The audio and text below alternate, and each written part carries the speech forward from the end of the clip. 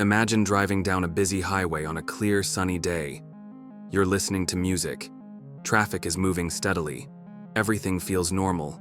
Then suddenly, two women appear out of nowhere. They run straight into oncoming traffic, without hesitation, without fear, like they're invincible. One is hit so hard she's thrown into the air and crushed under a 40-ton truck.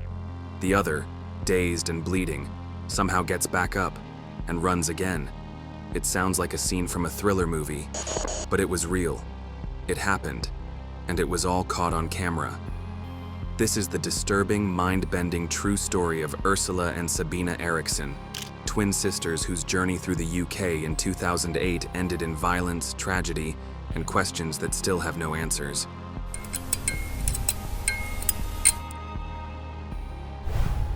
Ursula and Sabina Eriksson were identical twin sisters born in Sweden in 1967. They weren't celebrities, they weren't criminals, they weren't known to anyone outside their families. Ursula lived in the United States. Sabina lived in Ireland with her partner and two young children. By all accounts, they lived peaceful, quiet lives. That changed on May 17, 2008. Without telling anyone, Ursula traveled from the US to Ireland to visit Sabina. The two spent some time together before suddenly, and inexplicably, boarding a ferry to Liverpool, England. What happened next would unravel into one of the most bizarre public incidents in modern psychological history. Upon arriving in Liverpool, the twins headed to the St. Anne Street police station. They reported concerns about Sabina's children, who were back in Ireland. But when officers followed up, there were no signs of trouble. The visit made no sense. Later, the sisters boarded a National Express coach heading to London, but their behavior on the bus quickly turned strange. They refused to let anyone touch their bags. They clutched them tightly to their chests. They whispered to each other, became paranoid, convinced someone was trying to poison them. The driver, disturbed by their erratic behavior, made an unscheduled stop at a service station and asked them to get off. Police were called, but after a brief chat, officers decided the twins weren't a threat. They were left to go. It was a decision that would prove horrifyingly fateful. Shortly after leaving the station, the twins were spotted walking down the M6 motorway, one of the UK's busiest highways. They walked in the central reservation, between opposing lanes of high-speed traffic. Officers from the reality TV show Motorway Cops happened to be filming nearby and were dispatched to the scene. What happened next was captured on film, raw, terrifying, and still hard to believe. Without warning, Ursula darted into traffic.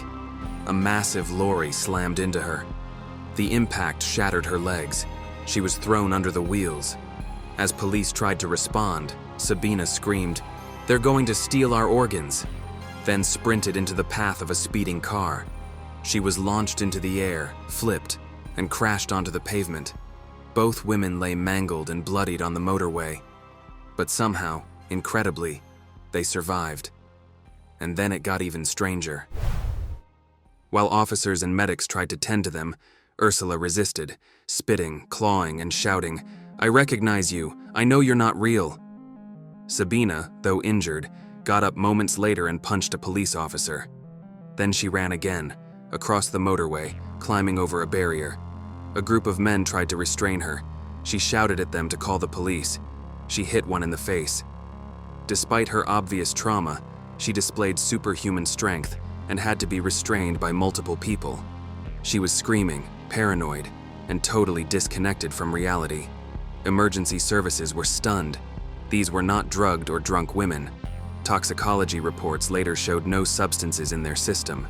They were simply unwell. Deeply, mysteriously unwell. Ursula, with 2 crushed legs and serious injuries, was airlifted to a hospital and placed under heavy sedation. But Sabina, though also injured, was released from police custody after just 5 hours of evaluation. She was charged only with trespassing on a motorway and assaulting a police officer. She pled guilty, was sentenced to 1 day in custody, and walked free the next morning. Let that sink in. A woman had just run into traffic, twice, and assaulted officers. And yet, due to lack of evidence of mental illness or danger, she was back on the street within hours. What followed next was a tragedy that could have been prevented. After her release, Sabina wandered the streets of Stoke-on-Trent, dazed, still wearing the same clothes. That afternoon, two local men, Glenn Hollinshead, a 54-year-old welder, and his friend Peter Malloy, noticed her wandering and offered help.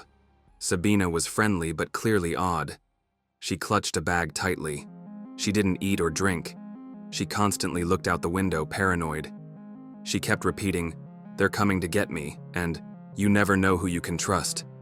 Still, Glenn offered her a place to stay. Sabina accepted. It was an act of kindness he'd never return from. The next day, May 20th, 2008, Sabina was still staying at Glenn's home. At around 7:40 p.m., she suddenly and inexplicably stabbed him 5 times with a kitchen knife. Bleeding and shocked, Glenn staggered out the front door, crying out, "She stabbed me!" He collapsed and died on the pavement. Sabina, now a killer, fled. What followed was a surreal chase. Sabina ran down the road with a hammer, repeatedly hitting herself in the head with it. A passing motorist tried to stop her, but she smashed him in the head with a roofing tile.